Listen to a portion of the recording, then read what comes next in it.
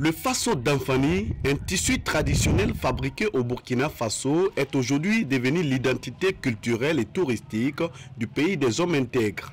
De nos jours, il est presque impossible de prendre part à un événement d'ordre socio-culturel ou politique sans y voir des convives qui sont majestueusement habillés dans ce tissu traditionnel. Comment est-il fabriqué ? Nous nous sommes rendus dans un quartier périphérique de la ville de Ouagadougou où la famille Danem habille des Burkinabés depuis plusieurs années. Je fais ce métier depuis 1996. Ça marche un peu. Je pense que c'est avec ce que j'arrive à prendre en charge ma famille. Donc, on ne se plaint pas du marché. À peu près 15 ans, j'ai appris avec ma maman. Donc, à peu près 15 ans. On doit commencer à faire comme cela et bien étaler les fils là. Et mettre les produits à morer, à garer. Maintenant, garé là, on passe à cette étape-là, comme cela, avant de commencer maintenant à tisser. C'est pas simple, hein? Ah non, je dirais bien.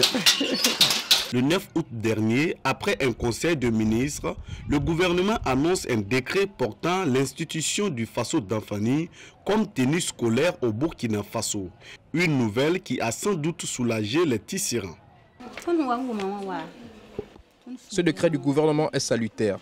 Je pense que c'est une manière de promouvoir la culture burkinabé. Et cela va vraiment soulager nous les tisserands, puisque nous aurions désormais beaucoup de demandes sur le marché. Donc c'est à nous de produire en qualité et en quantité. Tout comme des tisserands, on trouve dans les rues et marchés de Ouagadougou des commerçants dans ce business. C'est le cas de la boutique Sawadogo, située au marché du Dist dans le secteur 25 de Ouagadougou. Voilà, ça c'est Ouagadougou. Parce que quand vous touchez, vous allez voir que la matière du fil, c'est pas la même chose. Voilà, ça c'est un peu lisse.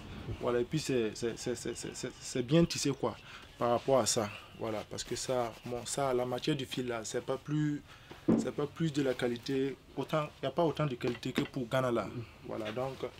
Chez les commerçants également, le décret du gouvernement sur le port du Faso d'Anfani est salué à sa juste valeur.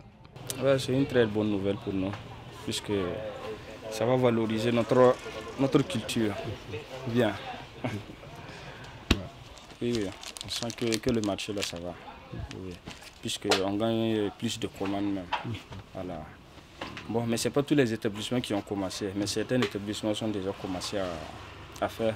Au moins, chaque semaine, ils ont dit qu'une semaine, ce n'est pas un jour, bien c'est 2 jours que les étudiants doivent porter les Faso d'Anfani.